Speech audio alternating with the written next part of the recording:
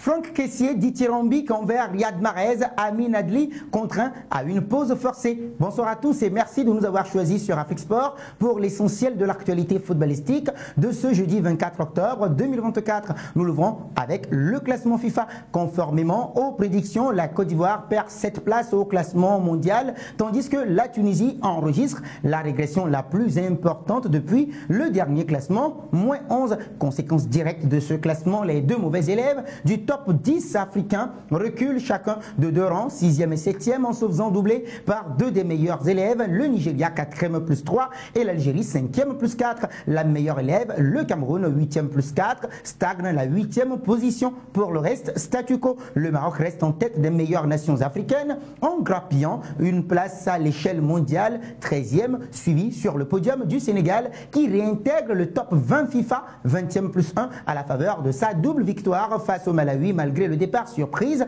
d'Aliou Cissé et de l'Égypte, 30e plus 1. Le Malawi faisait du sur place. Eh bien oui, reste 54e à 3 rangs devant la République démocratique du Congo qui boucle le top 10 continental, 57e plus 1. Dans la seconde moitié du top 20, pas de changement majeur hormis le dépassement du Gabon, 85e moins 1 par l'Angola, 82e plus 3 et l'éviction du Bénin au profit de la Guinée équatoriale qui signe son retour, auteur de la plus grosse perte de points, moins 38,3. Le Cap-Vert soit en 12e moins 7, doublement surpris par le Botswana 0-1-1-0, voit revenir sur ses talents le Ghana, son 13e moins 3, pourtant pas au mieux de sa forme, nul 0-0, puis défaite 2-0 contre le Soudan. Fort de leur performance, les Herbes 140e plus 7 cumulent ainsi le meilleur total de points, plus 38,3. Enfin, la meilleure ascension est à mettre au crédit des Comores, 108e, qui bondissent de 10 places après avoir contrarié la Tunisie 0-1, un but partout. Le top 3 mondial est inchangé avec l'Argentine devant la France et l'Espagne. Nous poursuivons avec le coup de gueule de Patrice Motsepe. Mardi dernier, lors de la 46e Assemblée Générale Ordinaire de la CAF à Addis Abeba en Éthiopie, Patrice Motsepe a pris la parole publiquement pour la première fois, une semaine après l'éclatement de la polémique concernant la prise en otage de l'équipe du Nigeria en Libye. J'ai entendu trop d'histoires d'un club de football ou d'une équipe nationale qui se rend dans un pays, vous passez des heures à l'aéroport et ils vous demandent des documents qui n'existent même pas et apparemment pendant le Covid, ils vont chercher vos meilleurs joueurs dans l'équipe et dire qu'ils ont le Covid, mais vous direz justement, nous venons d'être testés et ils diront non, non, non, ils ont le Covid et c'est définitif.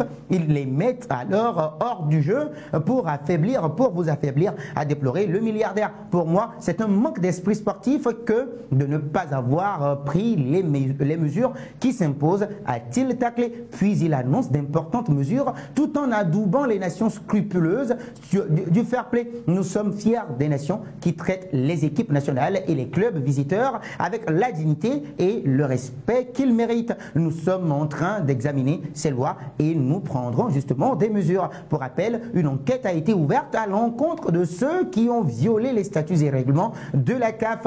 La Libye risque gros. La suite de cette édition, les amis, avec la CAN U17, lundi dernier, l'Union des fédérations ouest-africaines de football, zone A, UFOA a confirmé la disqualification de la Guinée-Conakry pour les éliminatoires de la prochaine Coupe d'Afrique des Nations U17. Après appel de la Fédération guinéenne de football FGF, suite au premier verdict, le comité d'organisation avait procédé à la reprise des tests IRM. Ces derniers ont épinglé jusqu'à 5 joueurs jugés inéligibles contre 10 initialement, suffisant pour exclure le Sili cadet par application du règlement n'autorisant que 3 joueurs maximum recalés aux 10 tests. Outre la contradiction entre les résultats des tests préalablement effectués par la FGF, RCF, dans le même centre d'imagerie médicale où se sont référés les organisateurs et ceux de l'UFOA, eh bien oui, c'est la variation des résultats aux dépens de la Guinée-Conakry qui est mise en cause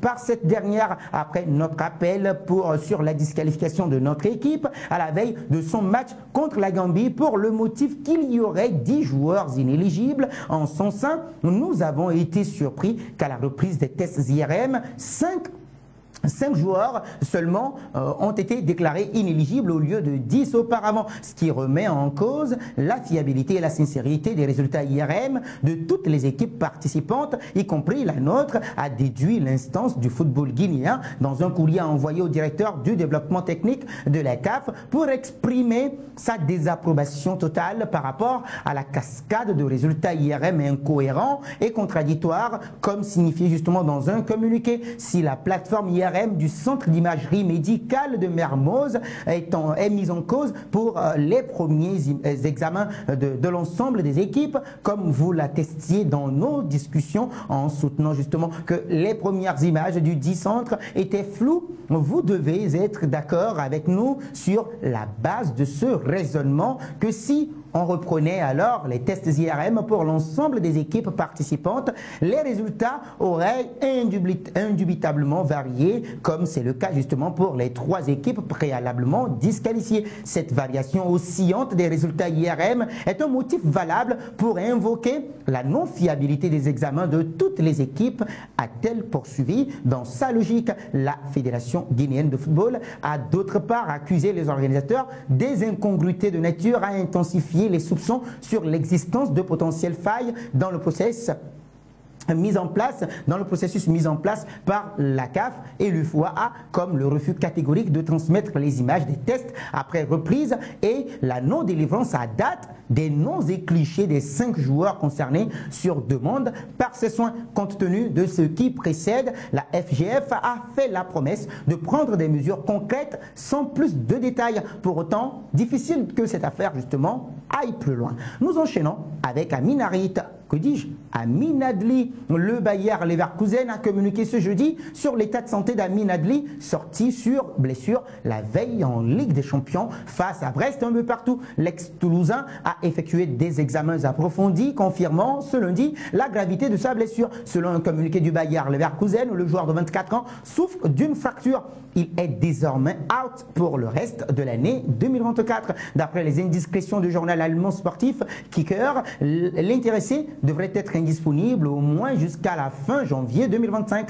Comme pressenti, il est donc forfait avec les Lions de l'Atlas pour les 2 dernières journées des éliminatoires de la CAN 2025 en novembre prochain contre d'abord le Gabon et le Lesotho. Une difficulté de plus en cette première partie de saison pour le natif de Béziers alors qu'il se battait justement pour un temps de jeu plus conséquent en club et en sélection marocaine. Nous terminons avec Franck Kessié, partenaire à Al Ahly en Arabie Saoudite depuis leurs arrivées respectives à l'été 2023 du FC Barcelone et de Manchester City. Franck Kessié ne s'est pas montré avare en compliments envers Riyad Mahrez. Au détour d'un récent entretien, le capitaine des Verts et Blancs de la Côte d'Ivoire a louangé les qualités de l'ailier international algérien aux 94 sélections, dont 31 buts. On connaît la qualité et les capacités de Riyad Mahrez. C'est un top player et c'est un joueur, c'est toujours un plaisir de jouer avec lui. Quand tu as un joueur comme ça à tes côtés, tu ne peux que te régaler, a affirmé le milieu de terrain de bientôt 28 ans en décembre prochain